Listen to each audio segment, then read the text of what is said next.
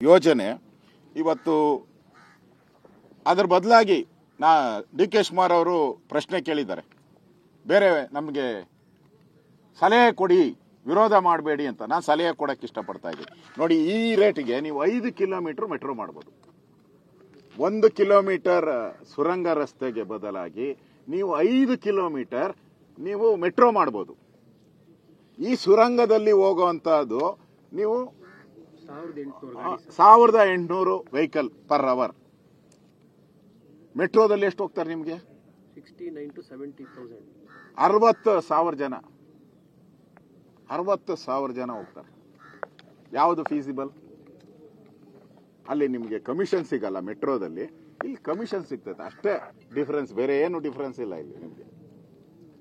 ಇದನ್ನ ಎಕ್ಸ್ಟೆಂಡ್ ಮಾಡಿ, ನೀವು ಲೈನ್ ಡಬಲ್ ಮಾಡಿ, ತ್ರಿಬಲ್ ಮಾಡಿ, ಫ್ರೀಕ್ವೆನ್ಸಿ ಜಾಸ್ತಿ ಮಾಡಿ, ಎಕ್ಸ್ಟೆನ್ಷನ್ ಜಾಸ್ತಿ ಮಾಡಿ. ಎಲ್ಲೆಲ್ಲಿ ನೀವು ಮೆಟ್ರೋ ಲೈನಿಂಗ್ ತಂದಿದ್ದೀರಾ ಅಲ್ಲಿ ಟ್ರಾಫಿಕ್ ಕಡಿಮೆ ಆಗಿದೆ. ನೀವು ಚೆಕ್ ಮಾಡಿ ಸರ್ವೆ, ನಮ್ಮ ಮಾಡಿರೋ ಸರ್ವೆಯಲ್ಲಿ ಎಲ್ಲೆಲ್ಲಿ ಮೆಟ್ರೋ ಲೈನಿಂಗ್ ಹೋಗಿದೆ ಅಲ್ಲಿ ಟ್ರಾಫಿಕ್ ಕಡಿಮೆ ಆಗಿದೆ. ಮಾಡಿ, ಅದನ್ನ ನಾವು ಸಲಹೆ ಕೊಡ್ತಾ ಇದ್ದೀವಿ. ಅದಕ್ಕೆ ದುಡ್ಡು ಖರ್ಚು ಮಾಡಿ. ಇದಕ್ಕೆ ಕಾರ್ಪೊರೇಷನ್ ಇವಾಗೆ ಸಾಲದ ಕೂಪದಲ್ಲಿ ಬೆಳೆದಿದೆ. ಈಗ ಇದಕ್ಕೆ ಟೆಂಡರ್ ನಾನು ಕೇಳಿದೆ, ಏನಂತ ಟೆಂಡರ್ ಕರೆದಿದ್ದಾರೆ ಅಂದ್ರೆ ಬೆಂಗಳೂರಿನ ಎಲ್ಲಾ ಪ್ರಾಪರ್ಟಿನ ಅಡಮಾನ ಇಡಬೇಕಂತ. ಇದಕ್ಕೆ 8,000 ಕೋಟಿಗೆ. ಇಲ್ಲ, ಅಡ್ವರ್ಟೈಸ್ಮೆಂಟ್ ಅಲ್ಲೇ ಇದೆ ನೋಡಿ, ಅಡ್ವರ್ಟೈಸ್ಮೆಂಟ್ ಅಲ್ಲಿ ಇದೆ. ಬೆಂಗಳೂರಿನ ಎಲ್ಲಾ ಪ್ರಾಪರ್ಟಿ, ಕಾರ್ಪೊರೇಷನ್ ಎಲ್ಲಾ ಪ್ರಾಪರ್ಟಿ ಇದ್ಬಿಟ್ಟು ಪಾರ್ಕ್ ಏನೋ ಬಿಟ್ಟಿದ್ದಾರೆ ಗೊತ್ತಿಲ್ಲ, ಅದನ್ನು ಇಟ್ಬಿಟ್ಟಿದ್ದಾರೆ ಅನ್ನೋ ಗೊತ್ತಿಲ್ಲ, ಅದನ್ನ ತಗೊಂತಾ ಇದ್ದಾರೆ. ಪ್ರಾಪರ್ಟಿ ಮೇಲೆ ಲೋನು. ಹಿಂದೆ ಇವ್ರು ಮಾಡಿ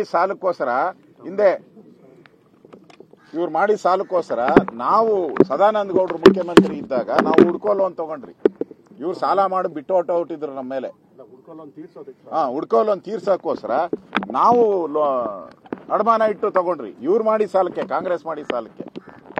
ಈಗ ನೀವು ಎಲ್ಲಾ ಪ್ರಾಪರ್ಟಿಗಳನ್ನ ನಮ್ಗೆ ಹೇಳ್ತಾ ಇದ್ರಿ ಬುದ್ಧಿ. ಎಲ್ಲಾ ಪ್ರಾಪರ್ಟಿನ ಅಡಮಾನ ಇಡ್ತಾ ಇದ್ದಾರೆ ಕಾರ್ಪೊರೇಷನ್ ಅವರು 8,000 ಕೋಟಿಗೆ.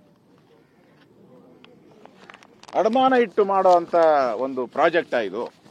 ಮಾಡಿ, ಬೇಕಾದ್ರೆ ನಿಮ್ಮ ಹತ್ರ ಎಕ್ಸಸ್ ಮನಿ ಇದ್ರೆ ನಿಮ್ಮ ಹತ್ರ ಮಾಡಿ. ನಿಮ್ಮ ಹತ್ರ ದುಡ್ಡಿಲ್ಲ, ಸಂಬಳ ಕೊಡೋಕ್ಕೂ ದುಡ್ಡಿಲ್ಲ ನಿಮ್ಮ ಹತ್ರ, ಪಾಪರ ಹೊಟ್ಟಿದ್ದೀರ. ಲೇಬರಿಯನ್ ಆತ್ಮಹತ್ಯೆ ಮಾಡ್ಕೊಂತ ಇದ್ದಾರೆ, ರೈತರ ಆತ್ಮಹತ್ಯೆ ಮಾಡ್ಕೊಂತ ಇದ್ದಾರೆ, ಕಾಂಟ್ರಾಕ್ಟರ್ ಆತ್ಮಹತ್ಯೆ ಮಾಡ್ಕೊಂತ ಇದ್ದಾರೆ.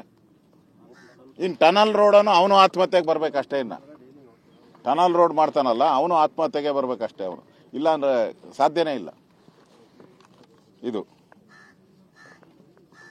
ಇದುವರೆಗೂ 4 ಬಾರಿ ಇದರ ಬಗ್ಗೆ ಒಂದು ಟೆಂಡರ್ ಕರೆದಿದ್ದಾರೆ. 4 ಬಾರಿ ಯಾರು ಸರಿಯಾಗಿ ಸ್ಪಂದನೆ ಮಾಡಿಲ್ಲ. ಈಗ ಮತ್ತೆ ಕರೆದಿದ್ದಾರೆ ಟೆಂಡರ್.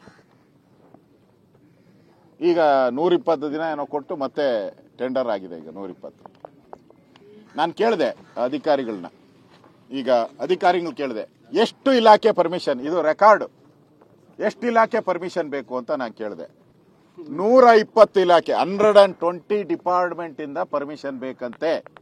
120 ಪೊಲ್ಯೂಷನ್ ಬೋರ್ಡ್ ಇಂದ ಹಿಡಿದು ಜಿಯಾಲಜಿಕಲ್ ಸರ್ವೆ ಆಫ್ ಇಂಡಿಯಾ, ಪರಿಸರ, ಇವೆಲ್ಲ ತಗೊಂಡ್ರೆ 120 ಇಲಾಖೆಯಿಂದ ಪರ್ಮಿಷನ್ ಬರ್ಬೇಕಂತೆ.